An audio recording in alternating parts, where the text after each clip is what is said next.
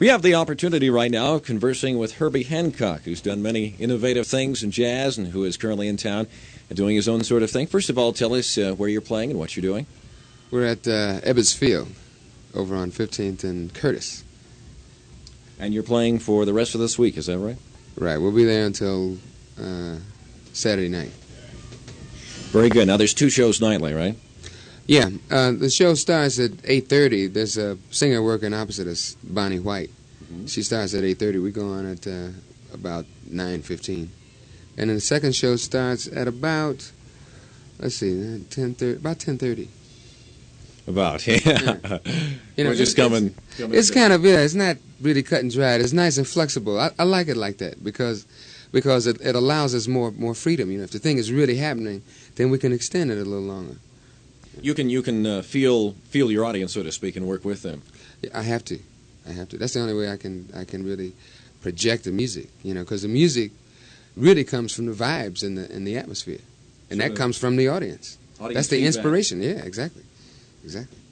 Tell us a little bit about your group, who plays with you and what they play. And okay, now I've got a septet, 7 of us all together. I've got an ARP synthesizer. Let's start with the most unusual instrument. There's an ARP synthesizer, and the guy that plays it is named Patrick Gleason. Actually, Dr. Patrick Gleason. He's a Ph.D. in English. He taught English for about 8 years in a couple of universities. And on bass clarinet, alto flute, piccolo, soprano saxophone, saxello, and percussion instruments. We all play different percussion instruments, so I won't mention that again. Each guy has different things that he plays on different tunes. But the guy that plays those reed instruments is Benny Maupin. He's from Detroit. On trumpet, flugelhorn, and cornet, that's Dr. Eddie Henderson. Now, he's a psychiatrist. Yeah. And on trombones, alto trombone, tenor trombone, bass trombone, and euphonium, it's Julian Priester. He's from my hometown, Chicago. And on drums, we have Billy Hart. And on acoustic bass, you know, the upright bass, and electric bass, that's Buster Williams. Sounds like you have an educated group there. Yeah, I guess. Yeah, it's really strange. I never ran into a situation like this where just listening to some of your recordings and everything, there's some very original sounds where your instruments actually seem to talk. I think your English teacher has something to do with that.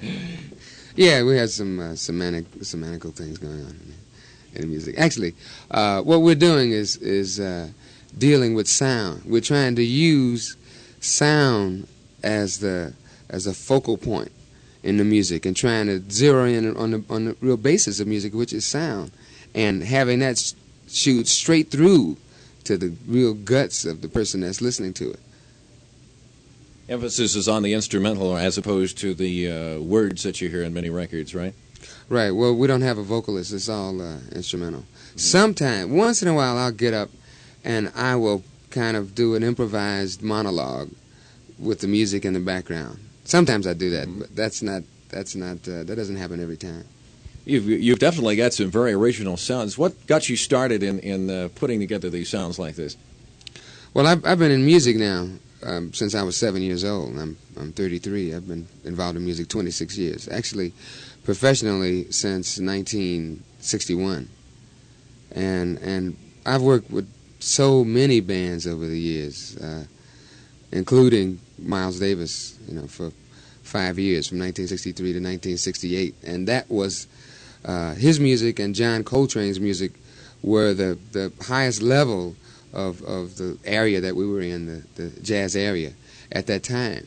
And I was doing that. Meanwhile, I was writing Watermelon Man, and I was working with Wes Montgomery. I even did some records with Peter, Paul, and Mary, and Connie Francis, all kinds of different people. And so right now, I try to use all of the experience that I've had in playing with different people under different musical settings, and use all the music that I've heard, the different types of music, including classical music, contemporary classical music, classical electronic music, Indian music, rock, R&B, everything, the whole conglomeration of everything, and using that as a concept and building tunes that allow the incorporation of all these different elements. You've had a well-balanced education, so to speak, in music just through the experience of working with some of the other people. Oh, yeah.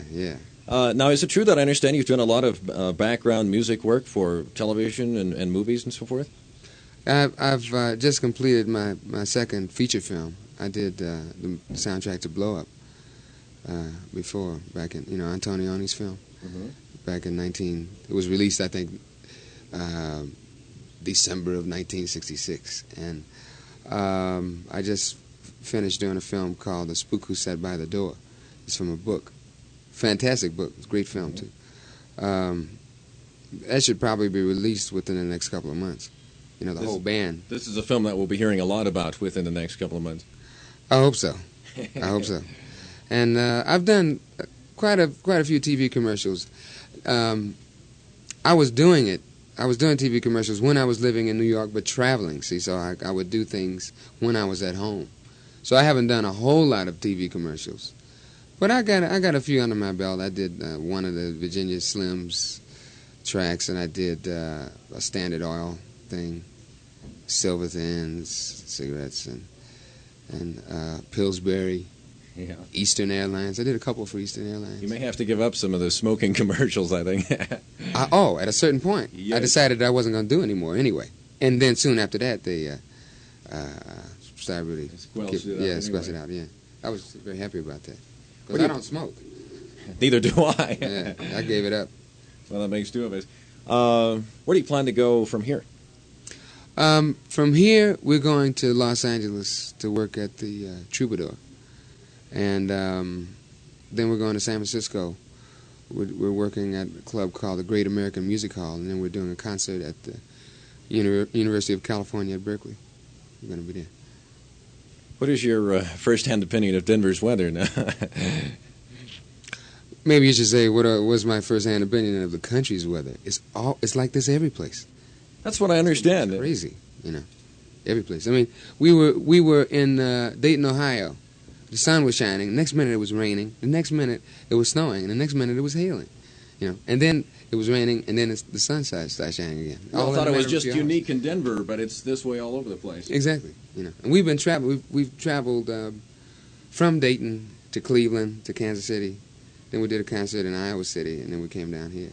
So we've had a chance really to see the Midwest weather. And then I just left Los Angeles myself. Actually, Los Angeles. The weather was crazy there, too. It was doing the same thing. It wasn't snowing, but it was raining,